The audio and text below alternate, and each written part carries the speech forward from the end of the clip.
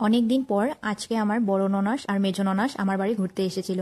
আর এসেই আমার কাছে আবদার করছে যে আমাদেরকে কিন্তু ঘুরতে নিয়ে যেতে হবে। তারপর ভাবলাম যে ওদেরকে নিয়ে মেলায় ঘুরিয়ে নিয়ে আসি। আর ঠান্ডা পড়ার পর আমারও কিন্তু কোথাও ঘুরতে যাওয়া হয়নি, তাই ভাবলাম সবাই মিলে আজকে ঘুরে আসি। আর মেলাটা হচ্ছিল আমাদের নদীর পাড়েই। তো এত ঠান্ডা নদীর পাড়, মানে বলার মতো না।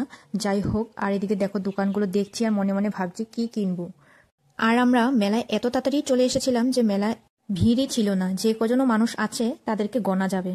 যাই হোক, তারপর দেখলাম মেলায় ঘোড়া। একবার ভাবছি ঘোড়ার পিঠে উঠবো, তারপর ভাবলাম ঘোড়ার যদি আমাকে পছন্দ না হয় তাহলে তো এক লাথি মারবে, থাক বাবা, তার থেকে উঠবই না। আর এদিকে বর্মশাই বলছিল মেয়ের জন্য একটা হাত মোজা কিনবে, যার জন্য আমরা সবাই চলে গেলাম মোজার দোকানে। আর আমার বর্মশাই বলছে যে মেয়েকে এখনই নাকি হাত মোজা পরিয়ে দেবে, যে ঠান্ডা। যার জন্য দেখো আমার মেয়ের পিসি আর বাবা মিলে মেয়েকে জোর করে পড়াচ্ছে। আর স্টেজটাও দেখো ফাঁকা, চেয়ারে একটা মানুষও বসে নেই। যাই হোক, এত তাড়াতাড়ি চলে এসেছি, উপায় নেই। তো মেয়ের সাথে কিছু ফটো ভিডিও করে নিলাম। তারপর এদিকে দেখো আমার ননাসরা দেখে হাসছে। তারপর চলে গেলাম জুতার দোকানে।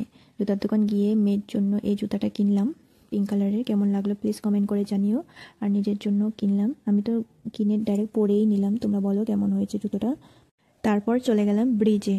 তো ব্রিজে উঠে আমার ভাগ্নে মানে দেখছে যে ব্রিজটা কতটা পরিমাণে পুক্তভাবে বানিয়েছে, কারণ ও যাতে পড়ে না যায়।